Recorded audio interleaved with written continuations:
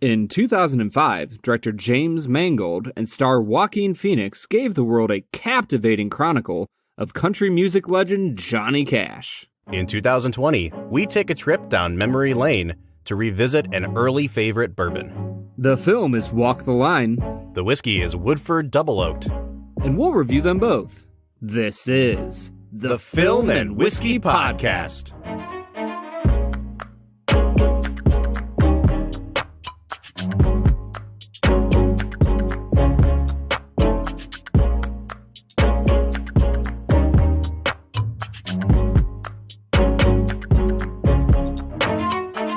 Welcome to the Film and Whiskey Podcast, where each week we review a classic movie and a glass of whiskey.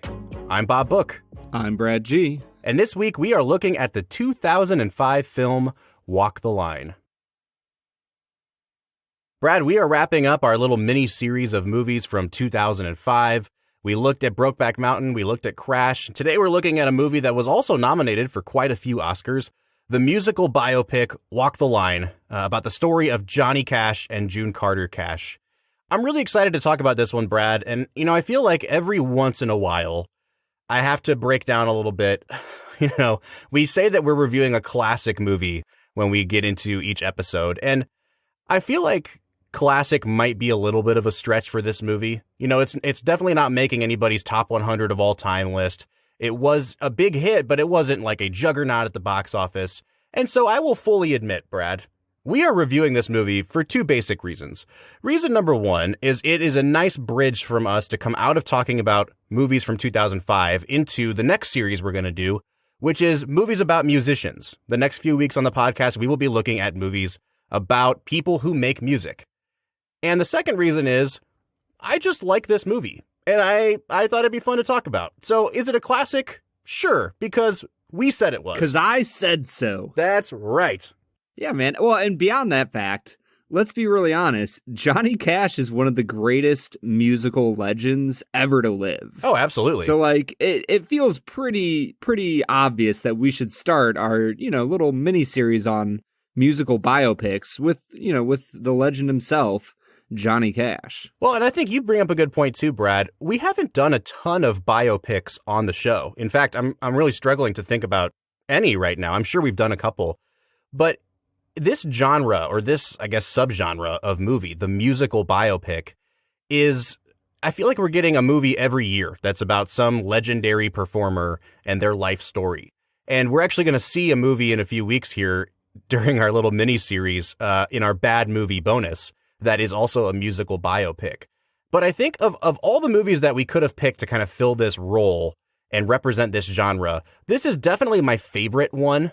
And I think it also really does a good job of exemplifying both the good and the bad of a musical biopic. Because while there's a lot of good things going on in this movie, I think it also has every cliche of the genre represented here. Yeah, the thing with this movie, Bob, is that there were multiple points throughout the film where I was just kind of bored. I hate to say it, but they probably could have trimmed about 20 to 25 minutes off the movie because there were certain scenes that just kind of went on longer than they needed to. I think that the musical scenes, while they were great, and I love Johnny Cash, and I think Joaquin Phoenix did an amazing job of sounding like Johnny Cash, in the end, I just kind of felt like we kind of hit a few walls in the movie story-wise. And at those points, James Mangold was like, you know what we'll do here? We'll put in another Johnny Cash song. Yeah, that's interesting. I don't think that I was really bored at all in this movie. For me, it was the thing of I knew exactly where the story was going. Not because I know what Johnny Cash's life was like, but because I've seen enough of these musical biopics to know that it's oh, you grew up poor. Oh, you got famous. Oh, you got hooked on drugs. And then the end of the movie is going to be your redemption when you get clean. That's every movie ever made about a rock and roll musician, or in this case, a country musician, follows those numbers. And I do think this is a really paint by numbers kind of movie. But the thing is, I think that the performances are so captivating. And the chemistry and the sexual tension between Joaquin Phoenix and Reese Witherspoon in this movie is so palpable that it's captivating to watch, and it never made me bored as a result of that. Bob, I feel like you just said the words sexual tension like a 48-year-old dad. I mean, I basically am a 48-year-old dad. At this point, pretty much. But the movie really does have a lot of great parts to it. And I think that you pointed out the key thing, Bob. Joaquin Phoenix gives a great performance. Reese Witherspoon, great performance. Jennifer Goodwin, great performance. I mean, all across the board, I think you have people who do a really wonderful job at depicting characters who are complex, who are nuanced, who are interesting. And I think that, you know, even within the paint by numbers, hey, he did drugs. Hey, he cheated on his wife. Hey, he's divorced now. Like, you know, all of those things, it all boils down to the fact that Johnny Cash is a spectacular musical legend. And even if his story is similar to a lot of other musicians who go through the same kind of cycle of struggle and tragedy, the dude was just awesome. And June Carter was, you know, amazing. She was an amazing performer. And so not only do we get to see, you know, I don't think this is just a biopic of Johnny Cash, but it's also a biopic for June Carter. Yeah, definitely. And I really, really enjoy where the movie takes you by the end of it. Well, Brad, for those who have not seen the movie and might be unfamiliar with this story, I think it's time that we segue into our favorite segment, America's favorite segment, Brad Explains. This is the part of the show where Brad breaks down the plot of the movie that he has just seen, often for the first time. Brad, was this your first time seeing Walk the Line? This was my absolute first time seeing Walk the Line. Well, then this should be a good one, folks. Brad, will you break down for our listeners, in a spoiler-filled fashion, the plot of the movie Walk the Line? Walk the Line is a biopic about the musical legend star Johnny Cash. It starts with him recording his famous live album at Folsom Prison and quickly flashes back to him as a child. He experiences childhood trauma while living in the Deep South in deep poverty. His brother dies while trying to saw some wood, and his father is a mean drunk, and his mother teaches him how to sing from the hymnals. And we see him slowly work his way up to become a country music star. He's in the Air Force in Germany for a while, and he marries his childhood sweetheart, Vivian. They have a few kids together. He comes back. He's trying to make money as a salesman, and he finally is able to, you know, catch a big break as his band takes off, singing songs that he wrote during his time in the Air Force. From here on out, he meets June Carter, who is part of the family Carter, which was a traveling singing family back in the 50s and 60s. And the dude, I mean, it's crazy, man. He gets to tour with Elvis Presley, which I guess I just didn't know that about Johnny Cash. That's just awesome. So it's Johnny and Elvis and June, and they're all running around singing and doing all their things. And he basically falls in love with June Carter. He gets hooked on pills, about halfway to 3/4 of the way through the movie. He is completely addicted. He gets caught trying to smuggle pills back across the border. His wife, Vivian, divorces him. And from there on out, you see June Carter really step into his life, pretty much like an angel, and helps him turn his life around, gets him away from the drugs, and draws him into a more loving, healthy, mature relationship. And the movie ends with him proposing on stage, and there you have it. They get married and live happily ever after. They certainly do, Brad. It really is a great story, true story. And as we get into talking about the movie, Brad, I think I want to start with kind of how the film begins. We have this sort of framing device of Johnny Cash getting ready to go out on stage and perform what would become his most iconic album at Folsom Prison. And then it flashes back to his childhood. And we get to see what causes Cash to kind of tick, what causes his really deep-seated anger and frustration and bitterness towards everyone around him. And it has to do with the death of his brother at a very young age, and it has to do with the fact that his dad, like you said, is a mean drunk, who also blames Johnny Cash for the death of his brother, and also very explicitly says that he thinks that the wrong kid got killed. And I really, really loved the inclusion of that at the beginning, even if it does seem a little bit, again, paint by numbers. A little heavy-handed. It was also a little heavy-handed, for sure. But I do think that as soon as we cut to the adult, Joaquin Phoenix version of Johnny Cash, you have a really clear sense of why he carries himself the way he does, why he pushes people away, what this sort of like F you attitude is that he carries with him everywhere. And I noticed it almost immediately when he's going off to join the Air Force and he's saying goodbye to his mom and to his sister. And then his dad basically just looks at him and says, like, you're going to miss your bus. And he has this look on his face. And the only word that I could write down that described it for me that Joaquin Phoenix had was a snarl. It was just like he looked so bitter. And I think Phoenix does such a great job in this movie of conveying not just that Johnny Cash is angry at everybody, but that he is, at his core, a really sensitive person. And I think he has some really deep-seated hurts. And he does a great job of not making Cash seem like a jerk, but making him seem like a really wounded person. And I think, kind of that balancing act, it can be really, really hard to do. And he pulls it off very well. Bob, I will say this. I never once believed that it was Johnny Cash on screen. Like I'm sure that he did a great job of portraying his emotions and all of those things. But, when I watch a movie like A Beautiful Day in the Neighborhood with Tom Hanks, like I know that it's Tom Hanks, and yet I forgot about it quickly, when we got into the movie, because he felt like Mr. Rogers. There was just something about Joaquin Phoenix that felt like Joaquin Phoenix the entire film. And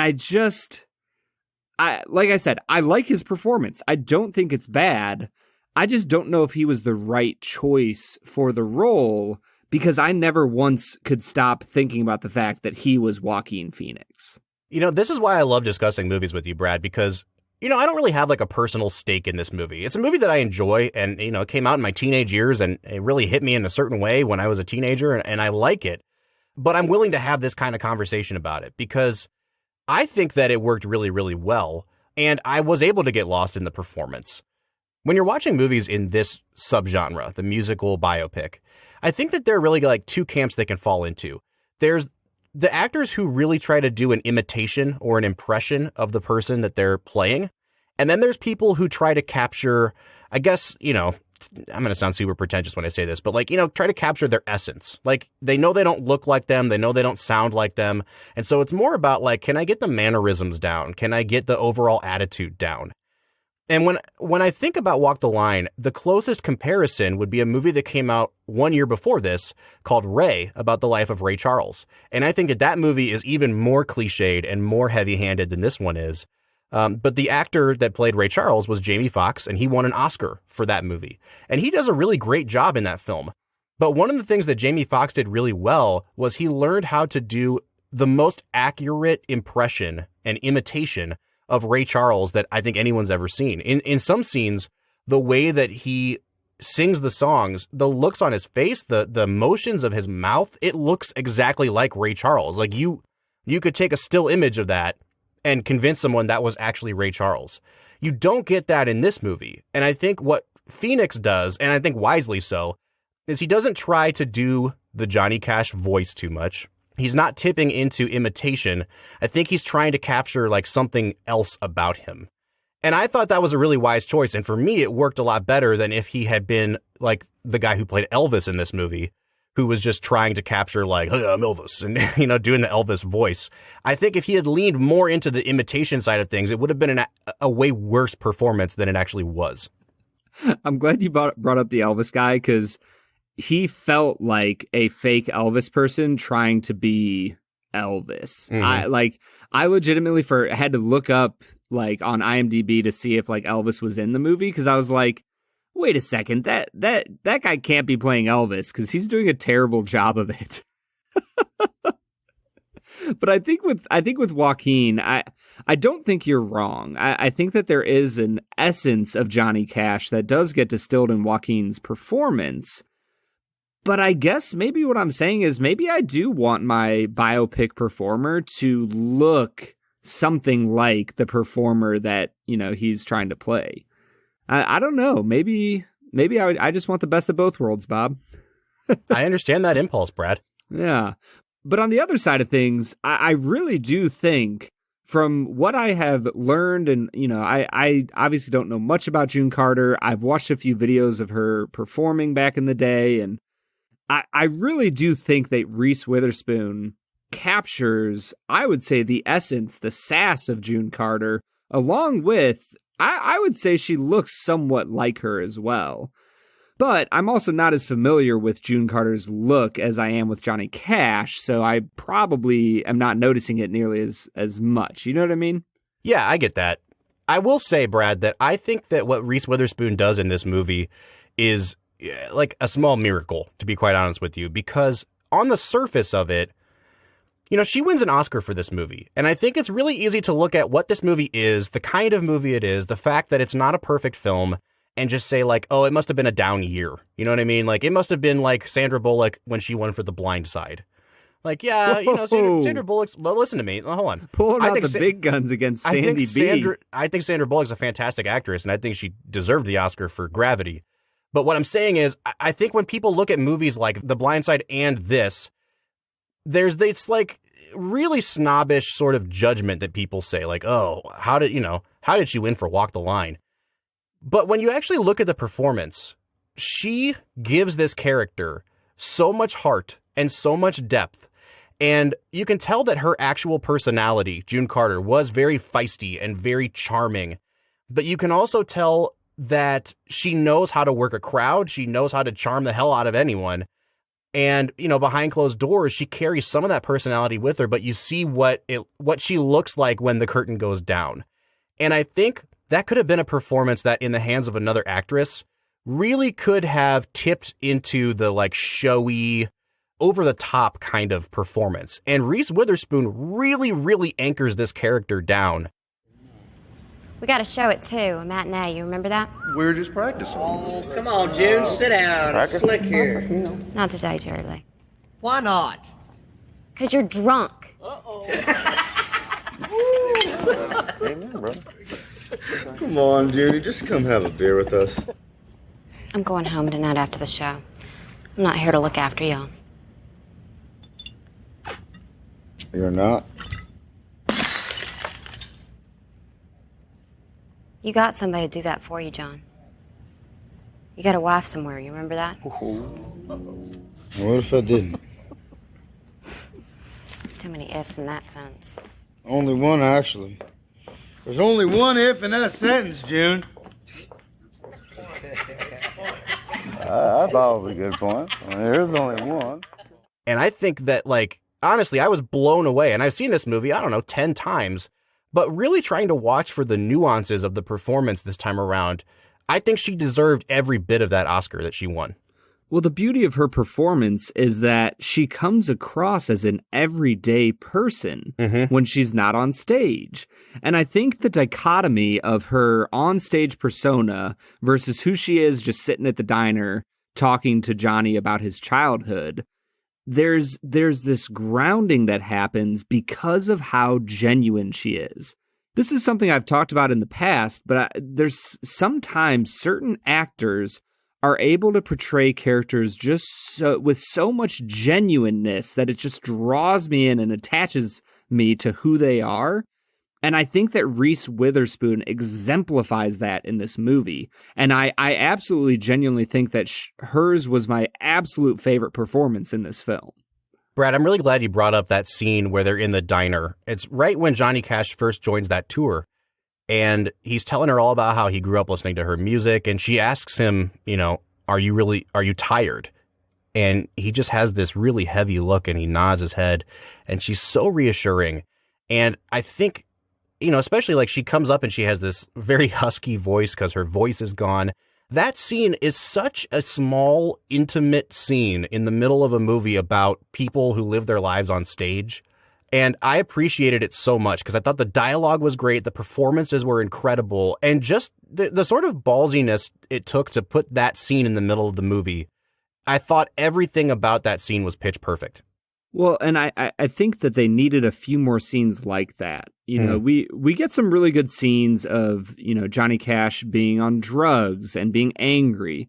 The scene where he pulls the sink out of the wall was totally unscripted. He just did that on his own. And so there's scenes like that you kind of see the depravity and the brokenness that his childhood has caused him, that these pills are causing him. But for some reason, man, I wanted more of those scenes where you just got to see June Carter being June Carter. just a normal human being. Those scenes were so captivating for me. And I guess maybe I'm being a little unfair because you do have a few more. You have her in the supermarket helping Johnny pick out a gift for his daughter and things like that. And when she comes to Thanksgiving, and so you see her in those moments, but I don't know. I just wanted more. I thought she was so good in this film. And I think that I'm with you. I think I could have used more of them falling in love, over against all the scenes of him using drugs. But even with the small amount of scenes that we got, Brad, I don't know that I've ever seen two characters or two actors that have this much palpable chemistry throughout the movie, in a sense that the movie relies on their chemistry. Like, if you had two actors in this film that weren't firing on all cylinders and didn't have that tension between them, this movie would fall completely flat, because so much of it is about that slow build to the moment they finally, give in to their temptations. They admit that they're in love with each other and the fallout from that. But it only works because both of these actors have such incredible chemistry with each other. And I don't know if I'm alone in thinking that, Brad, but for me, I really thought that they hit the jackpot, or they struck gold here with the two leads in terms of how their chemistry worked on screen. Well, and the beautiful thing about that chemistry is that it kind of puts Jennifer Goodwin, who plays his first wife, Vivian, in a shadow.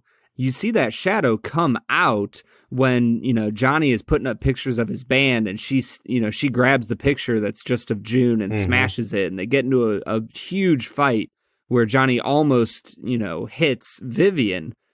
And I think that the chemistry you see between Joaquin and Reese creates this awkwardness between Johnny and Vivian that kind of lets you get on June and Johnny's side more so than Johnny and Vivian.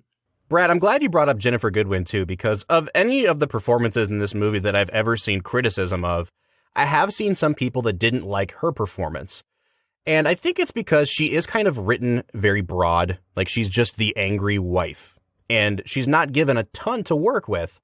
But honestly, especially on this watch through, I think I watched her performance more critically than anyone else's, because I wanted to figure out, is she good, is she bad in this movie? Brad, I think she's really, really good. And I think that her reactions to what's going on around her are completely justified. I think that the decisions she makes as an actress to convey those emotions are all completely justified. I don't think she's chewing scenery. I don't think she's over the top. Everything still felt really grounded to me and realistic. And I thought Jennifer Goodwin did a great job. I was going to say, if there's any problem with the chemistry that Johnny and June have in this movie, it's the fact that it might make you think that Johnny is less of a jerk for the stuff he put Vivian through. And I think that Jennifer Goodwin just was spectacular at portraying a woman who was drawn somewhat reluctantly into a relationship and then discarded for another person. She just pulls that off so well. I genuinely loved her performance. And once again, we talked about how this movie is kind of paint by numbers, but I would say the lead three performers, Joaquin, Reese, and Jennifer, all three of them knock it out of the park. Yeah, for sure, Brad. And I think this is a good place for us to stop and to try our whiskey for the day before we get into maybe some of our nitpicks with the episode in the latter half. But before we get there, let's stop here and let's try this Woodford Reserve Double Oaked. What do you say? Let's get to it.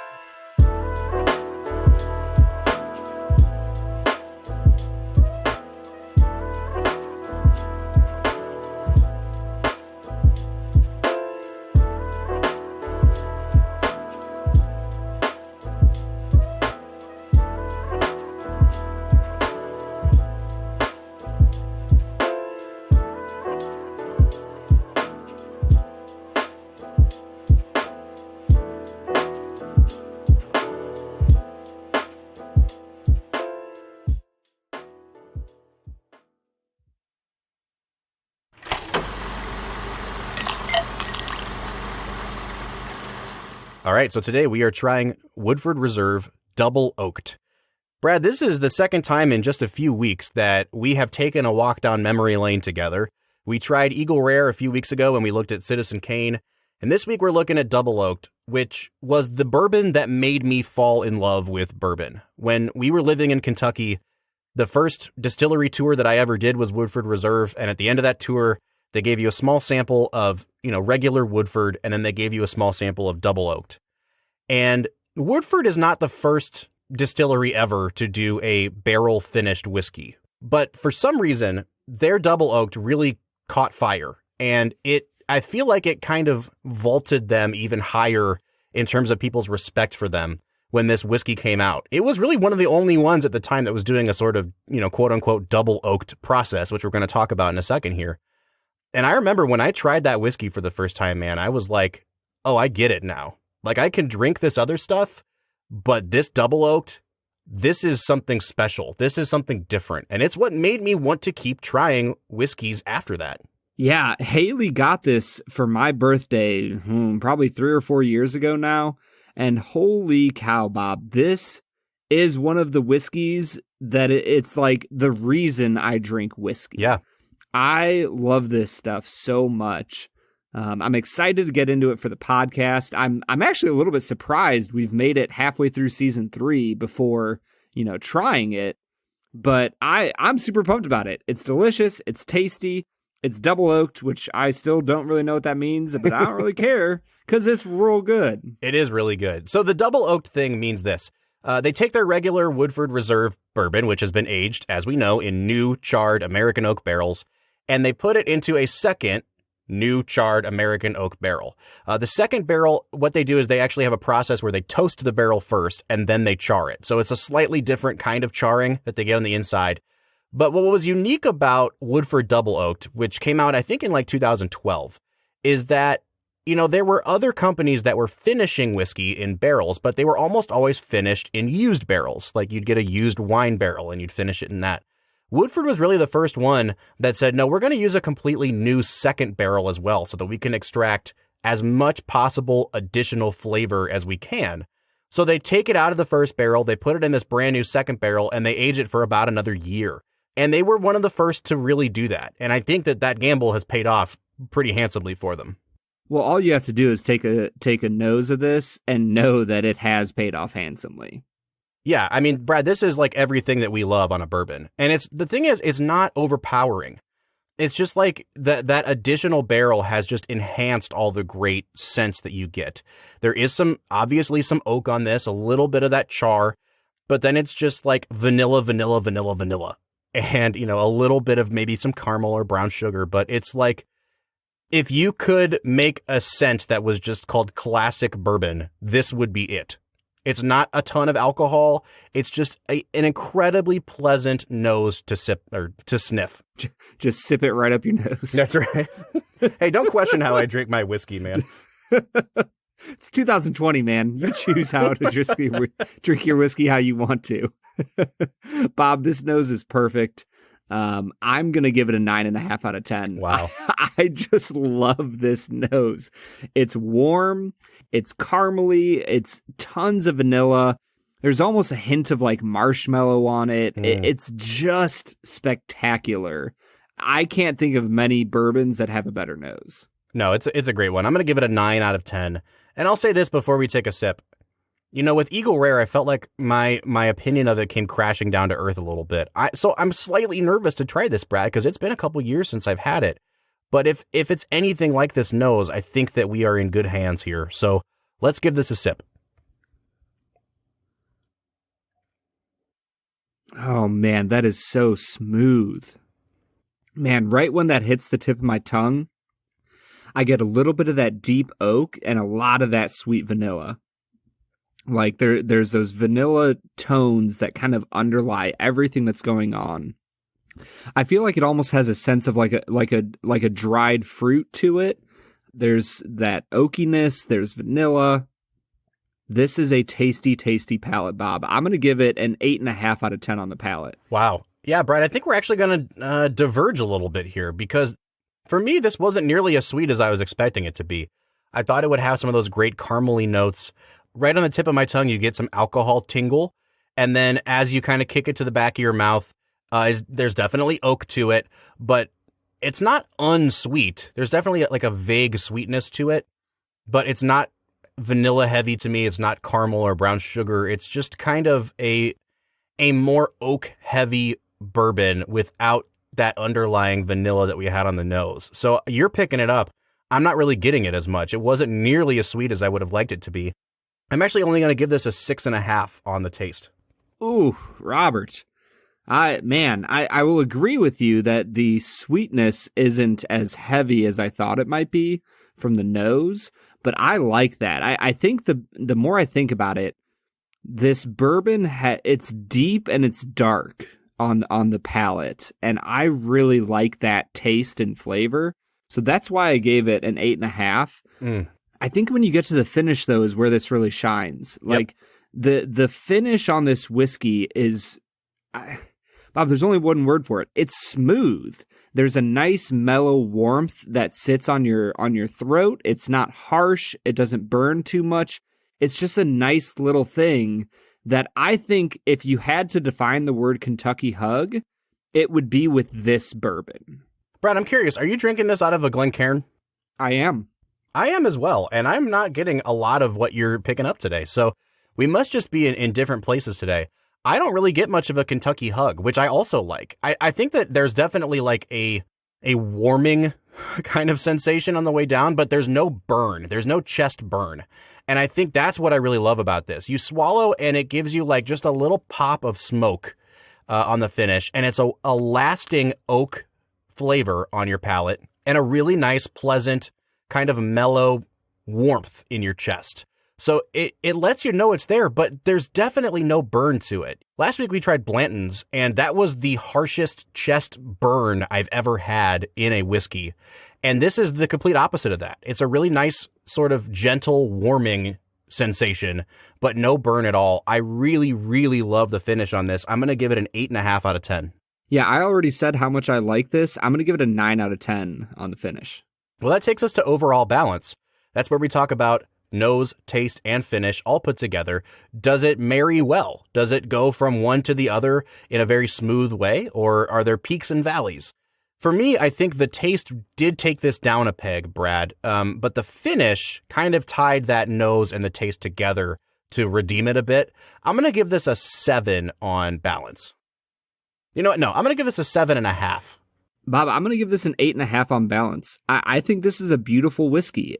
It tells you what it's going to do. You know, it's maybe a little less sweet on the palate than it is on the nose, but that doesn't really bother me at all. There's lots of unique flavors. I think it's a complex whiskey that has a beautiful finish. I think it's a really solidly balanced whiskey. I just took like my third sip of this, and it really developed some great toffee notes on the finish as well.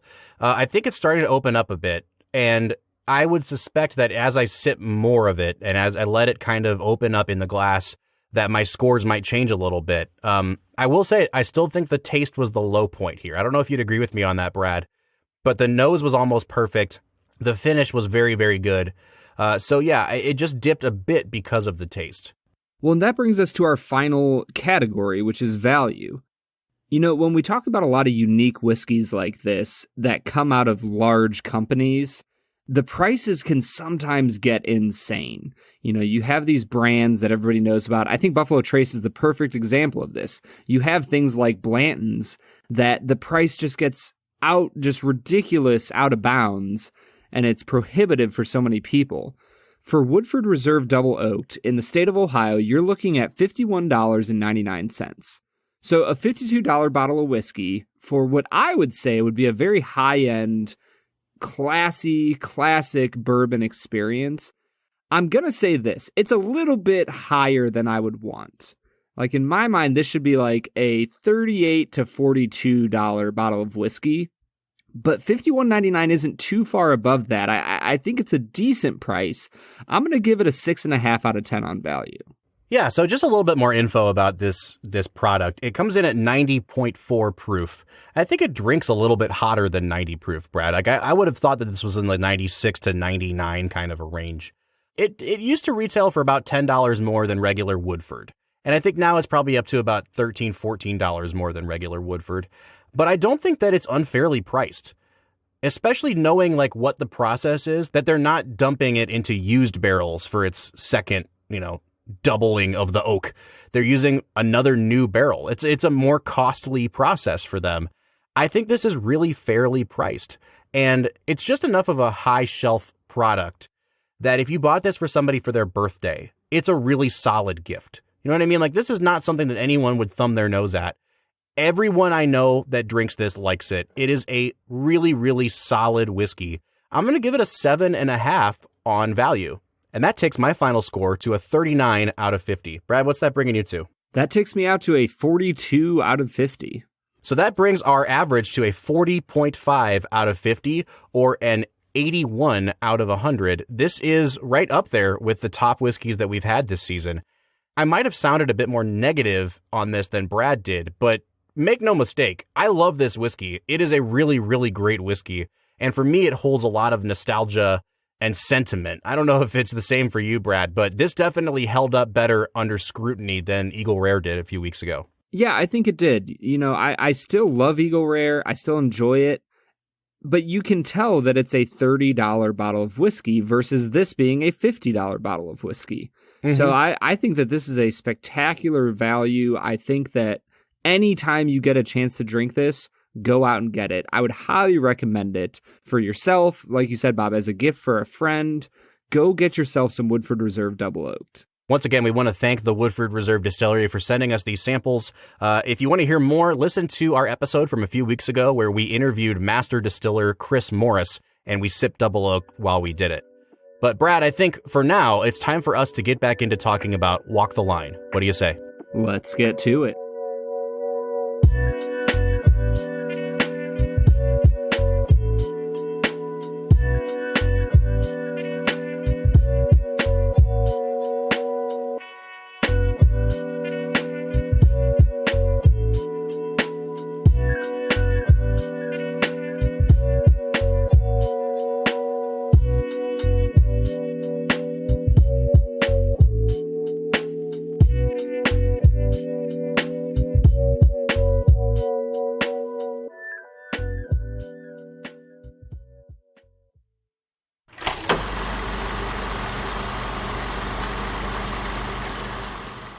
All right, so that was Woodford Reserve Double Oaked, one of the highest ranked whiskeys that we have had this season, and definitely a nostalgic favorite for me and Brad.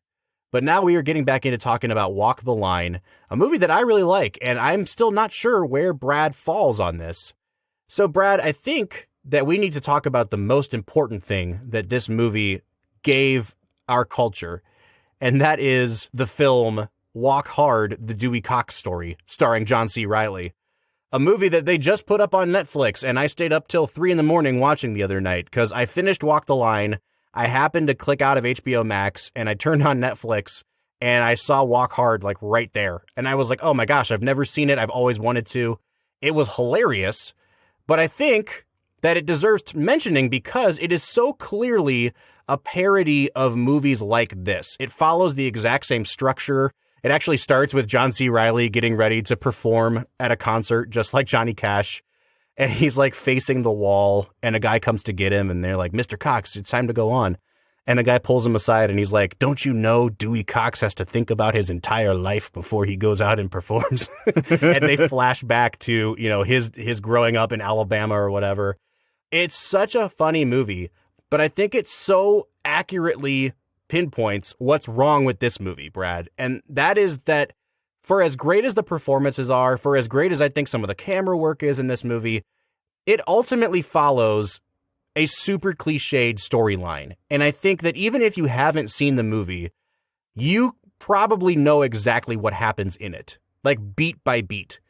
And I guess I'm just wondering, Brad, for a guy that has only seen this movie once, how much of a knock on the movie is that? Like, does it still ultimately work for you, or does the fact that it is so cliched take it down a couple notches?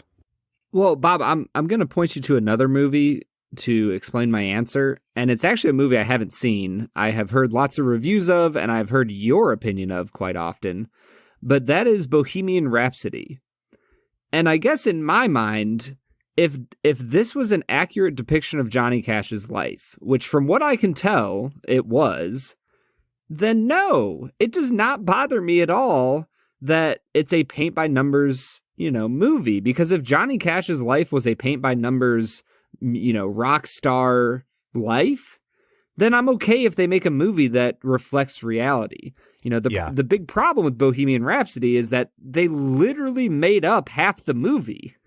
Right. You know, and unfortunately, apparently that means it was good because people threw money at it just straight out of their pockets. So I don't know what to say about it. I like the fact that the movie stayed true to his life. You know, I was Googling during the movie, did Johnny Cash propose to June Carter on stage? Oh, guess what? He did. He actually did that. That wasn't something they made up to spice up the movie. So for me, I do not mind at all if this movie falls into cliches. Yeah, Brad, I think I'm right there with you. I mean, there's a reason that we have, you know, the phrase sex, drugs, and rock and roll in the lexicon. It's not Johnny Cash's fault if every rock star that came after him had a very similar life. It's not Johnny Cash's fault that Ray Charles had a very similar life, or that Elton John had a very similar life. Like, all the movies about these people follow the same beats because they're basically staying true to the story of what that person's life was like. And I do think that we're starting to finally get some movies where they're trying to creatively tell that story instead of going over the whole thing again and again. Honestly, Brad, for me, it feels like when I watch one of these movies, it's almost like every time they reboot Batman and you have to watch Batman's parents get shot again. It's like, we know the story now. You don't have to keep doing this. You don't have to keep killing Uncle Ben every time you make a Spider-Man movie. So, like, I appreciate that we're finally starting to get some creative ways of working around that. But I don't think that it's necessarily a bad thing if a filmmaker chooses to just tell the story the way that it actually happened. And again, like, you know, are there parts of this movie that are just a little too cliched for me? Sure. But at the end of the day, Brad, I think the performances are what this movie is about. And I think the director really wisely leans into that. And he knows, like, the story is June and Johnny. And the more June and Johnny that we have on screen, the better of a movie it's going to be. Because I don't know another movie like this that has as strong of a love story as this one does. And that's where the movie really succeeds for me. Well, Bob, in the end, I think that the question you have to ask yourself as a moviegoer going into any sort of biopic is, what do I want to see out of this movie? You know, is my goal to see a Citizen Kane of a film? Or is it to kind of catch some of the nostalgia, catch some of the vibes of a person that I loved? You know, if they make a biopic about Elvis Presley and the main star doesn't sound or look anything like Elvis, then people are going to be disappointed because they want to see Elvis again. And I think that's where biopics, it's the crux of why they're good and yet why they struggle to be known as great films. Because in the end, you're just rehashing somebody's life that was really famous. The reason it's going to make money isn't because it's a great film. It's because the famous person was famous. So for me, I think that they did a spectacular job in this movie. I think that Johnny Cash is represented really well, even though I struggle to believe that it's not Joaquin Phoenix up there the whole time. I think June Carter does great. I think Vivian is spectacular. So for me, I'm fine with it. I got to live with Johnny Cash for a little bit, got to hear his voice a little bit. I was satisfied. So, Brad, what would be your final score on this movie then? You know, I think I would give it... Man, I'm honestly stuck in between a 7.5 or an 8. Like, I feel like I am too. I feel like a 7.5 is kind of what it deserves. But you know what? I think I'm going to give it an 8 out of 10. I think it's a solid movie. I think it has a lot going for it. Is it perfect? No. Is it a little bit bland at certain points? Yes. But I like it. It's good. I love Johnny Cash. I am in the exact same boat as you. I think that, like, if I really wanted to put my critic glasses on and say, like, objectively, what is this movie? It's like a 7.5. But it just worked so well for me, and the performances were just so darn charming that I think I'm also going to give it an 8 out of 10. Now, like, are we comparing every 8 out of 10 movie that we gave to this? No. But, like, on its own merits and how much enjoyment I got out of it, it's an 8 out of 10 for me. And that means that our average was really easy to calculate this week, Brad. We came out to an 8 out of 10. Even you could figure it out. That's right. But we want to know what Film and Whiskey Nation thinks of this movie. So please, if you liked Walk the Line, if you didn't like Walk the Line, if you want to call us and quote the Dewey Cox story at us, you can do that by finding us on Twitter, Instagram, or Facebook at Film Whiskey. Or you can give us a phone call. you can leave us a voicemail and have your voice be heard on air. You can call us at 216-800-5923. Once again, the number is 216-800-5923, or you can leave your voicemail on our anchor.fm/filmwhiskey website. Next week, we're continuing our walk through movies about musicians with the 2000 film Almost Famous. So join us for that next week for the Film and Whiskey Podcast. I'm Bob Book. I'm Brad G. And we'll see you next time.